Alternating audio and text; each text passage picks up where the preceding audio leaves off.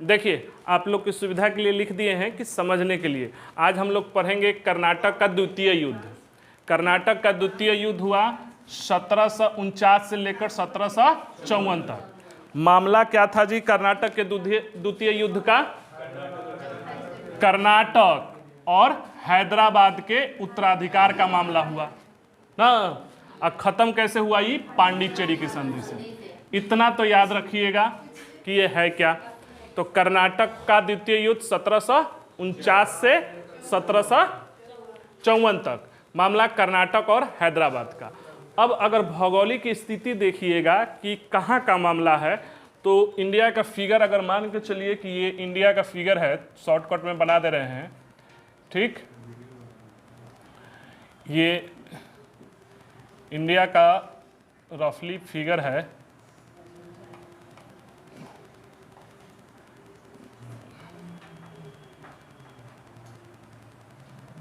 ये मामला जो है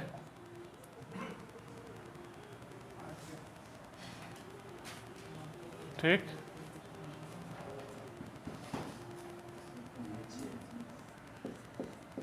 ये कुछ इंडिया का फिगर है, बात समझ रहे हैं। ये यहाँ का मामला है। कहाँ का मामला है? यहाँ का, ये वाला रीजन का ये मामला है, ये वाले रीजन का, समझ रहे हैं, ये वाले रीजन का, ठीक। बात को समझिए। तो कारण क्या था? कर्नाटक और हैदराबाद का उत्तराधिकार का मामला था। खत्म कैसे हुआ?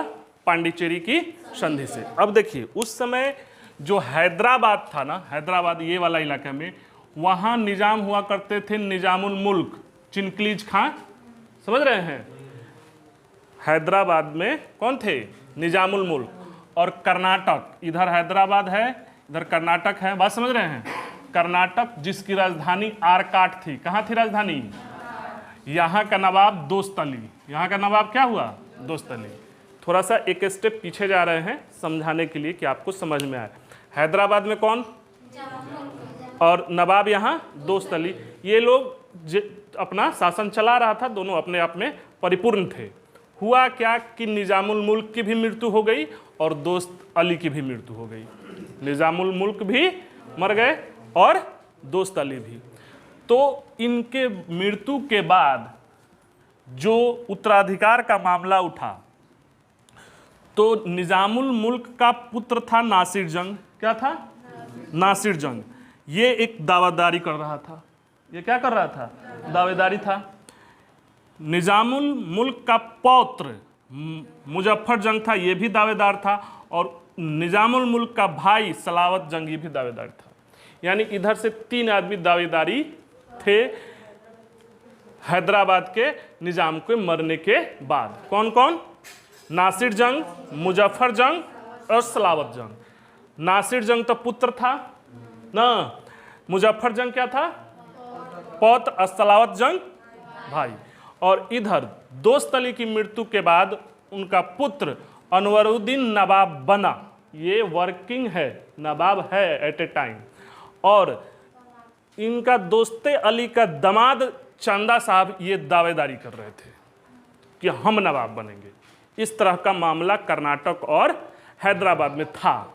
क्लियर हुआ? यहाँ तक दिक्कत है तो बोलिए। एक बार फिर से देख लीजिए। निजामुल मुल्क मर गए, दोस्त अली मर गए, ठीक। पुत्र नासिर जंग दावेदारी, पौत्र मुजफ्फर जंग, पौत्र समझ रहे हैं ना, बेटा का बेटा, ये भी दावेदारी कर रहा था कि हम नवाब बनेंगे। और भाई था ही सलावत जंग, ठीक। दोस्त अली अनवरुद्दीन वर्किंग है नवाब के रूप में ना, और दामाद चंदा साहब दावेदारी कर रहे हैं।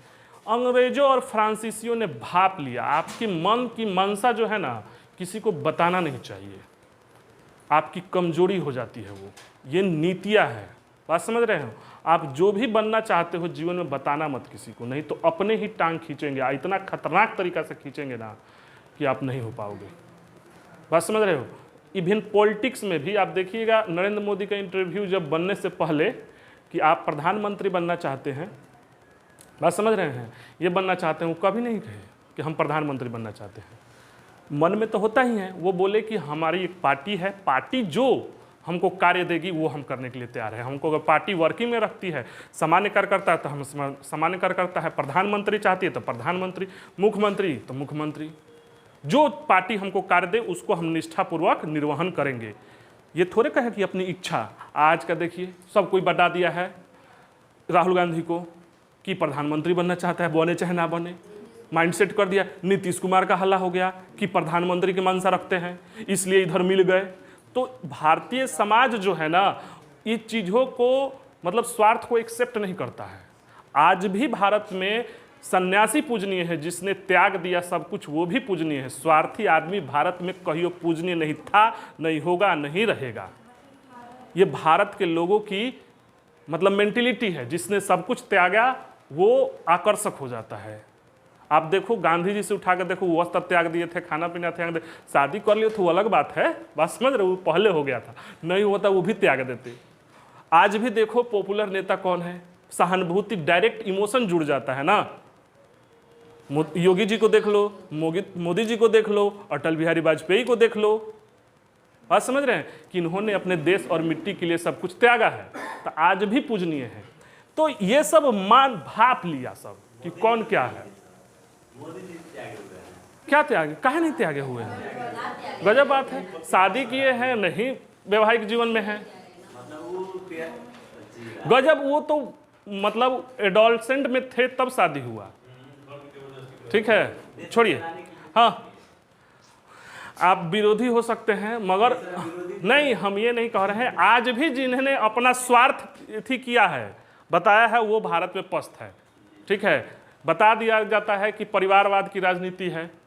देखो आपके मन में भी हो जाता है, मोदी बीजेपी को छोड़ दो तो और सब में परिवारवाद है। आप नोटिस करना, सो अपने बेटे को बनाने के लिए सब लोग है।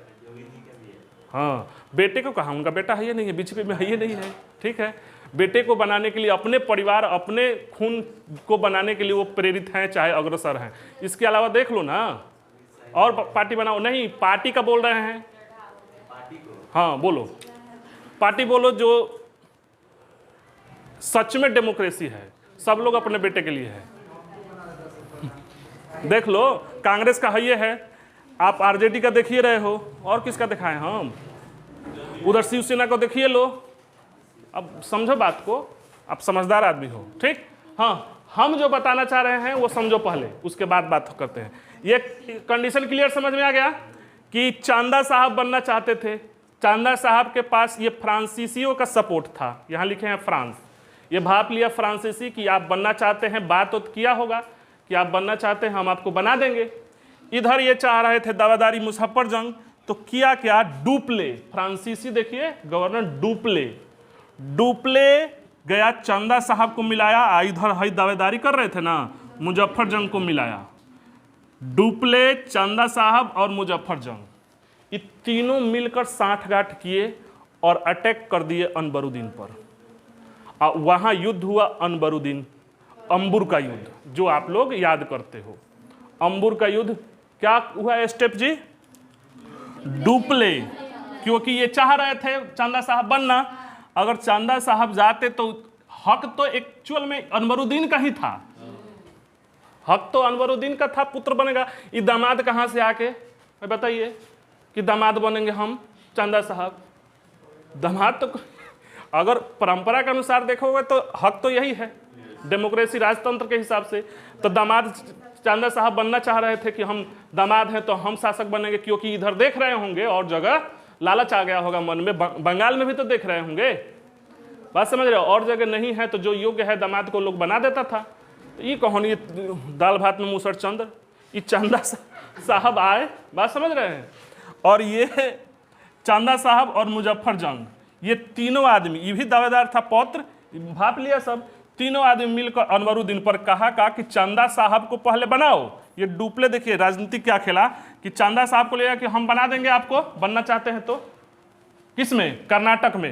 हैदराबाद में कहा कि मुजफ्फरजंग तुम बनना चाहते हो, तुमको भी बना देंगे, मिल जाओ हमारे साथ। इसके बाद अनवरुद्दीन को बना देते हैं पहले, उसके बाद तुमको इधर बना देंगे, चांदा साहब को बना देंगे किधर, कर्नाटक में, मुजफ्फरजंग को बना देंगे हैदराबाद में। ये दिमाग कौन खेला, हम कह रहे थे ना कि बहुत बड़ा शैतान था ये, ठीक। ये दोनों से बात किया कि इधर ये बनना चाहता था, इधर ये बनना चाहता था। दोनों से कहा कि देखो हम लोग तीनों आदमी मिल जाते हैं, हम लोग के तीनों आदमी की भावना एक है, ठीक। ये दो आदमी के लड़ाई में ये मजा मार ले जाएगा, बात समझ रहे हो, अब मारेगा, बात समझ रहे हो। फिर भी अंग्रेज देखेंगे इसमें, देखिए तीनों ने मिलकर अटैक किया कहाँ, अनवरुद्दीन पर। अंबुर का युद्ध हुआ, परिणाम ये हुआ कि अनवरुद्दीन मर गया इस युद्ध में। अंबुर का युद्ध में नहीं लिखे हैं, कहा इसकी मृत्यु हो गई। अनवरुद्दीन को तीनों ने मिलकर मार दिया सब। अब मार दिया तो इसका बेटा था बेचारा, वो मोहम्मद अली, वो भाग कर तिरुचनापल्ली, उधर केरल साइड पड़ता है, वहां जाकर वो शरण ले गया, लुका गया बेचारा। और परिणाम क्या हुआ कि चंदा साहब को ये डुप्ले ने यहाँ का नवाब बना दिया। जैसा सोचा था वैसा किया। यहाँ क्या हुआ, अनवरुद्दीन मारा गया, इसका बेटा मोहम्मद अली भाग गया और तिरुचनापल्ली में रुक गया। चंदा साहब नवाब बन गए, कहाँ के, कर्नाटक के। दूसरा स्टेप का हुआ, अब तो बात हुआ था कि मुजफ्फरजंग को बनाएंगे ना, इधर किसमें, हैदराबाद में। तो डुप्ले का एक साथी था बुस्सी, इसको ध्यान रखना। बुस्सी को, डुप्ले ने बुस्सी को भेजा इसके पास, एक गुप्त संदेश में कहा कि अपने लायक हो, मतलब अपना आदमी बनाना चाहता था। वही ना बता रहे थे कि डुप्ले ही मेन सूत्रधार है इस तरह का, ठीक। इसका अपना चंदा साहब अपना आदमी बना दिया कि जो चाहेंगे वो कर्नाटक में होगा, करवाएंगे हम। ये बुस्सी को भेजा मुजफ्फरजंग के पास और कहा कि अगर अपने लायक हो, अपना कंडीशन पर खड़ा उतरे तो इसको बनाना, नहीं तो मार देना। गुप्त संदेश में था। डुप्ले का दिमाग देखिए, अपना आदमी इधर बनवा दिया, फिर इधर कहा कि अपने लायक होगा तो बनाना, नहीं तो मार देना। बुस्सी खोजा कि ये अपने लायक है नहीं, मरवा दिया गुप्त से। ये मुजफ्फरजंग की मृत्यु हो गई, बुस्सी ने मरवा दिया और यहाँ का नवाब बना दिया सलावत जंग को। है देखिए, नवाब सलावत जंग को बनाया और बुस्सी यहीं पे रह गया।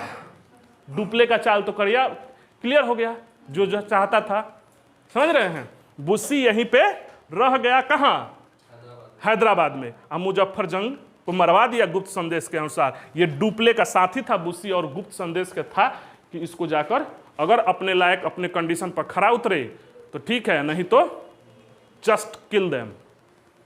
समझ रहे हैं, एकदम मार दिया, ठीक।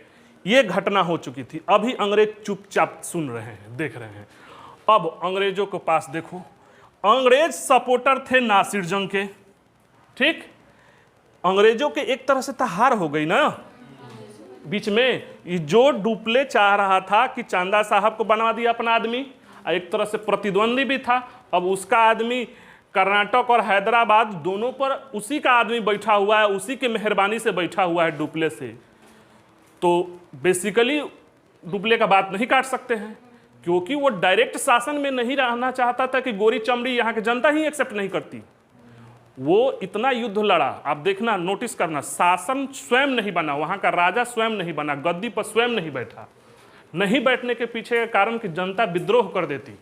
हमारा आदमी रहे, हमारे अनुसार बढ़ते, बैठे हुए ही, मुख उसका रहे, बोली हम बोले, इस तरह का विचारधारा था उस सबका। बात समझ रहे हैं। नहीं तो खुद बैठता तो जनता स्वीकार नहीं करती। बतौर एक मूर्ति के रूप में रखा था, अंत तक रखा था उनको भी।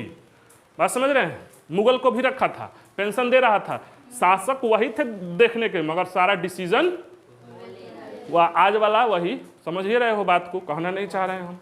हाँ, डिसीजन मेकिंग इस तरह की वो काम करना चाहता था। तो इसका आदमी तो बैठ गया।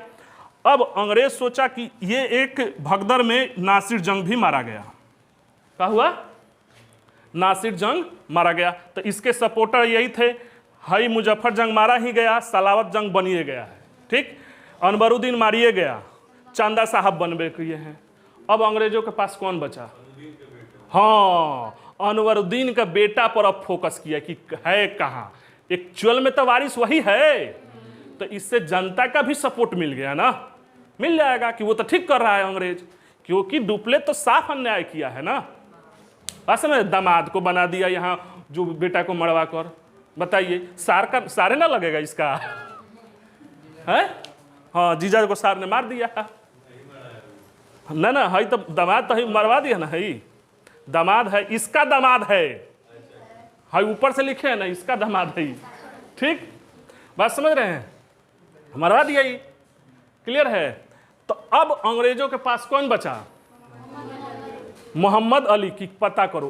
अब ये चांदा साहब अब फ्रांसीसियों का दुश्मन कौन बचा कि ये मर जाए तो वंश से खत्म, कोई रहबे ना करेगा। देखो इधर, हई मरिए गया, हई मरिए गया, हई वर्किंग है तो किसमें है? सपोर्ट में है, फ्रांसीसियों के सपोर्ट में है। हई बेचारा मरिए गया, हई फ्रांसीसियों के सपोर्ट में है। अब अंग्रेज क्या करे? तो पकड़ा उस मोहम्मद अली को, त्रिचनापल्ली में लुकाया हुआ था। ठीक, डेरा उड़ा के कि हमको मार देता, और सही में होता था उस समय। पकड़ा जाइएगा, वारिस हैं तो बड़ा मार मारता था, अंधे कर देता था सब। ठीक, वारिस हैं, अगला शासक बनने वाले आप हैं, आपका कोई दोष नहीं, कुछ नहीं किए हैं, फिर भी आप अगला शासक बनिएगा ना, ठीक, इसलिए मारेंगे, मतलब वंश से खत्म, समझ रहे हो। तो अब कहा कि अंग्रेज बोला कि हम बचाएंगे, ये बोला कि हम मारेंगे। तो त्रिचनापल्ली में एक घेरा डाला गया, 3 तरफ से सैनिक है, एक चांदा साहब का सैनिक, फ्रांसीसियों का सैनिक, अंग्रेजों का सैनिक। ये है बचाने वाला, ये है दोनों मारने वाला। ये असही घेरा डालकर सैनिक में बढ़ा हुआ सब वेट कर रहा है कि कौन स्टार्ट करे, कौन क्या करे। त्रिचनापल्ली का घेरा जिसको कहा जाता है। घेरा कहने का मतलब कि यहाँ सैनिकों का एक घेरा पड़ गया है, 2 आदमी मारने वाला है मोहम्मद अली को। तो इसका मतलब चंदा साहब नहीं डरते क्या? चंदा साहब मारेंगे नहीं, क्योंकि चंदा साहब का दुश्मन तो वही है ना, इसका बेटा अनवरुद्दीन का है। चंदा साहब का दुश्मन कौन रहा?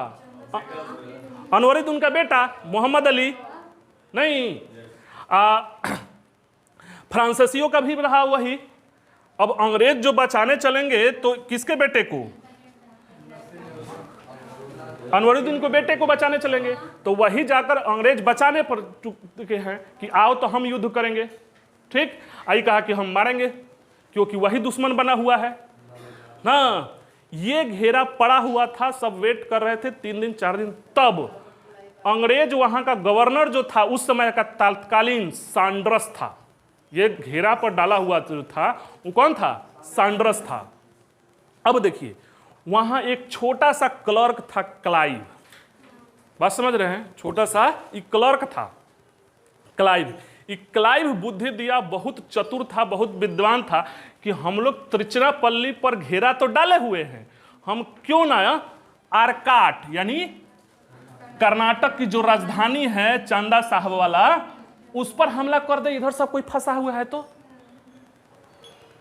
उस समय बड़ा मुश्किल था, क्योंकि क्लर्क था। ये दिमाग दिया सैंडर्स को, ये बुद्धि दिया सैंडर्स को कि क्यों ना हम लोग आरकाट पर ढेरा डाल दे। चांदा साहबा फ्रांसीसी त्रिचनापल्ली में घेरा डाले हुए हैं। ठीक, तो ये क्या हुआ कि तब तक ये कहा कि सैंडर्स की जाओ, तुम ही जाना चाहते हो तो जाओ। और ये गया, 50 दिनों तक बिना खाए पिए रहकर जैसे तैसे आरकाट पर हमला किया और कब्जा कर लिया। चांदा साहब को पता चला कि ऐसा आरकाट पर हो गया, हम इधर त्रिचनापल्ली में फंसे हुए हैं, आरकाट पर हमला हो गया, तो अपने बेटे को भेजे, मगर वो भी हार गया। और क्लाइव ने आरकाट पर हमला कर उसको कब्जा कर लिया। ये थी क्लाइव की महानता, और महानता ना बोलिए, ये थी क्लाइव की विद्वता। ठीक है, युद्ध नीति, युद्ध कौशल, इससे उसका नाम जो फटा, यही क्लाइव को जब जब बंगाल में कुछ होता था ना, इसी को बुलाया जाता था कि ये तेज तर्क आदमी है। अपनी योग्यता, अपनी क्षमता से ये सिद्ध किया, और भूखे प्यासे रहकर 50 दिनों तक जैसे तैसे हमला करके वो कब्जा कर लिया, छोटा सा टुकड़ी लेकर। क्योंकि यहां भी सेना कम करोगे तो दिक्कत हो जाएगा। सैंडर्स ने कम ही सेना दिया कि जाओ, तुम अगर ऐसा सोच रहे हो तो जाओ, करो, कर लिएगा तो बहुत अच्छा, नहीं तो शहीद हो जाओगे तो शहीद हो ही जाओगे, समझ रहे हो। आइए, कर लिया। अब इसके बाद जो हुआ, युद्ध का अंत कैसे हुआ ये देखिए। अब ये सारा शैतानी खोपड़ी कौन किया है? डुप्ले। अब इस युद्ध में क्या हुआ कि परिणाम एक तरह से देखो तो आरकाट भी गया, फ्रांसीसी हारे भी, फ्रांसीसियों को कम लाभ हुआ, फ्रांसीसियों को घाटा हुआ तो फ्रांसीसी कंपनी जो थी वो तो सरकार की थी, सरकारी कंपनी न थी। इसको डुप्ले को बुलाया गया कि तुम आओ, तुम बहु जाकर वहाँ इति कर रहा है, बुला लिया और उसके स्थान पर गोडेहू नामक भेजा गया फ्रांसीसी को, और ये शांति की अपील किया और शांति कहा कि अब पांडिचेरी का संधि हुआ। इस संधि में ये बात हुई कि हम लोग भारतीय मामलों में राजाओं के हस्तक्षेप नहीं करेंगे। इस तरह से इस युद्ध का समाप्ति हुआ। समझ में आया? अब तो कह रहे थे कि नहीं समझ में आएगा।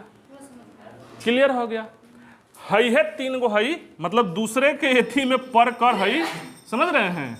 ये किया, बात समझ रहे हैं? क्लियर हुआ? स्क्रीनशॉट जिनको करना है कर लीजिए। एक बार और रफली तेजी में समझाएं क्या हैं? एक बार और। हाँ, कौन? तिरुचिरापल्ली किसी के पास रहा नहीं, ये ले जाकर लुकाया हुआ था, जगह था। ठीक है, जगह मतलब हाँ उस समय वहाँ का राजा होंगे, बात समझ रहे हैं? देखते हैं पड़ेगा। क्लियर है? इसको एक बार देखते हैं हम फिर से रिकैप करके। क्लियर है? अब देखिए, पहला बात हम ये बताएं, स्टेप पर ये स्टेप याद रखिएगा।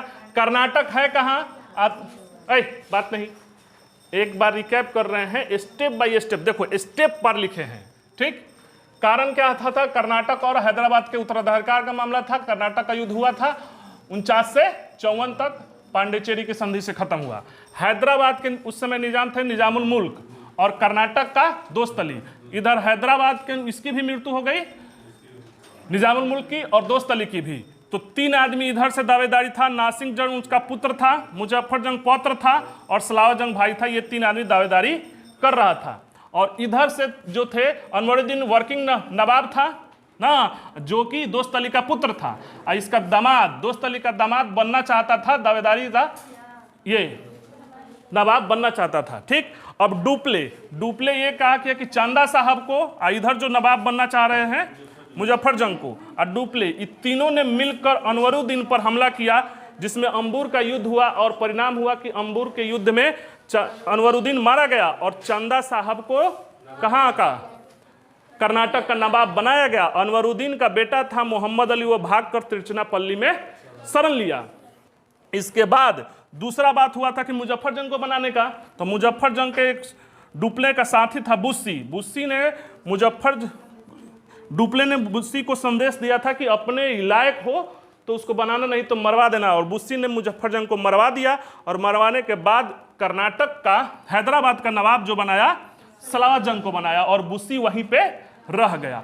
अब रहा अंग्रेजों के पास, तो अंग्रेजों ने सोचा कि एक युद्ध में अब क्या करें, जबकि नासिर जंग एक भगदड़ में मारा गया था। ठीक, तो अब अंग्रेजों के पास क्या सिचुएशन, नासिर जंग मारा ही गया, मुजफ्फर जंग मारा ही गया हैदराबाद में, सलावत जंग जो है फ्रांसीसियों के सपोर्ट में है। ठीक, इधर अनवरुद्दीन मारा ही गया, चंदा साहब फ्रांसीसियों के सपोर्ट में है। बचा कौन? तो अनवरुद्दीन का बेटा मोहम्मद अली, ये तिरुचिरापल्ली में डेरा लिया हुआ था।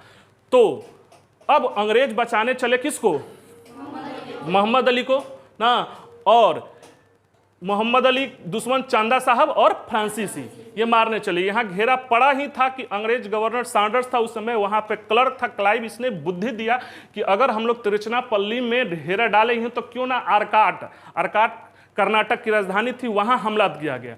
कुछ सैनिकों के साथ रहकर 50 दिन बिना खाए पिए कंटिन्यूअस मेहनत करके क्लाइव ने आरकाट पर हमला किया और कब्जा भी कर लिया। बात समझ रहे हैं?